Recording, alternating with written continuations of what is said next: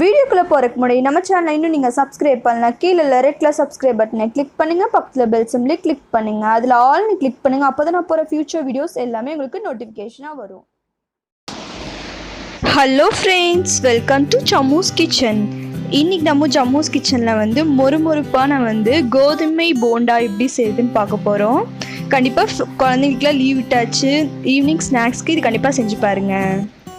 இப்போ இது நான் இந்த பவுல் நிறையா 2 பவுல் நான் கோதுமை மாவு ஆட் பண்ணியிருக்கேன். உங்களுக்கு இன்க்ரீடியன்ஸ்லாம் நான் டிஸ்கிரிப்ஷனில் கொடுக்குறேன்.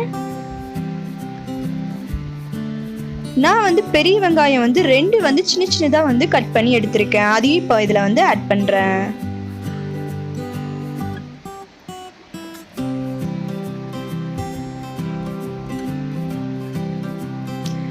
ஒரு பச்சை மிளகா சின்ன சின்னதாக கட் பண்ணி எடுத்திருக்கேன். அதையும் ஆட் பண்ணிக்கிறேன்.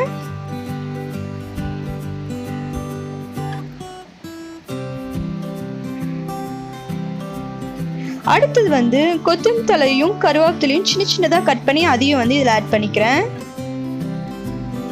1 ஸ்பூன் அளவு அரிசி மாவு சேர்த்துக்கிறேன்.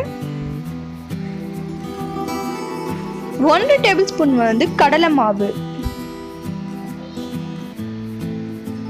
நெக்ஸ்ட் காரத்துக்கு ஏற்ற மாதிரி உங்களுக்கு எவ்வளோ தேவையோ அதுக்கு ஏற்ற மாதிரி நான் 1 டேபிள் ஸ்பூன் மிளகாய் தூள் ஆட் பண்ணுறேன். 1 டீஸ்பூன் சீரகம் ஆட் பண்ணுறேன்.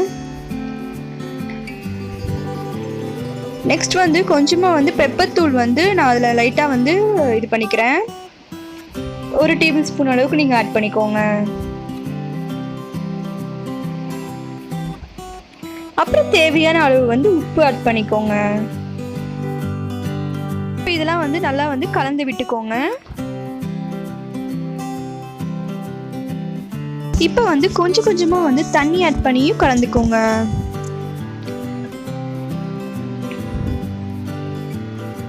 கொஞ்சம் கொஞ்சமா ஆட் பண்ணிக்கோங்க.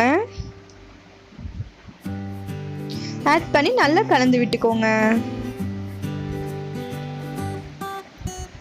ரொம்ப கெட்டியாகவும் இருக்கக்கூடாது, ரொம்ப தண்ணியாகவும் இருக்கக்கூடாது. மீடியம் லெவல்ல இருக்கணும். இந்த மாதிரி இருக்கணும்.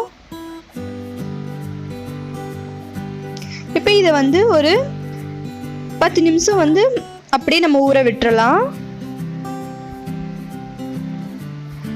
இப்போ நான் எண்ணெயை சூடு பண்ணியிருக்கேன். எண்ணெய் நல்லா சூடாயிருச்சு. இப்போ அந்த மாவு நான் இப்போ ஒரு ஸ்பூனில் எடுத்து போடுறேன். கையிலையும் எடுத்து போடலாம், ஸ்பூன்லேயும் எடுத்து போடலாம். நான் இப்போ ஸ்பூனில் கொஞ்சம் கொஞ்சமாக எடுத்து போடுறேன். எண்ணெய் நல்லா சூடாக இருக்கணும் ஃப்ரெண்ட்ஸ், பார்த்து கேர்ஃபுல்லாக பண்ணுங்க.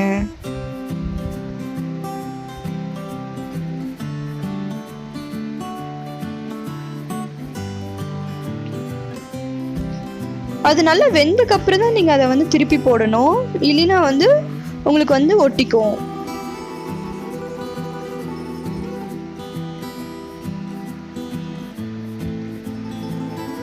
பாருங்க, இப்படி மெதுவா லைட்டா எடுத்து திருப்பி போட்டுருங்க.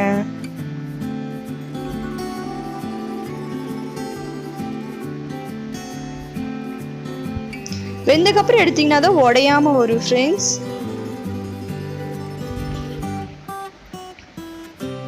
அப்பப்ப இந்த மாதிரி திருப்பி விட்டுக்கோங்க. இதை சிம்ல வச்சுக்கோங்க, ஹை ஸ்பீட் வைக்க வேண்டாம், அப்பதான் நல்லா வேகும்.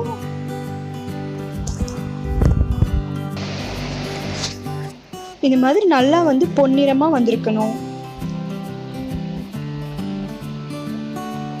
பாருங்க, இந்த மாதிரி வந்திருக்கணும்.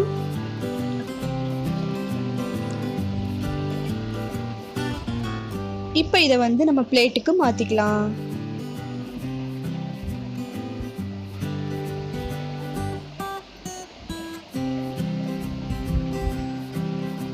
நம்மளோட கோதுமை போண்டா ரெடி ஆயிடுச்சு. ரொம்ப ஈஸியாக சிம்பிளாக வீட்டில் செய்யலாம்.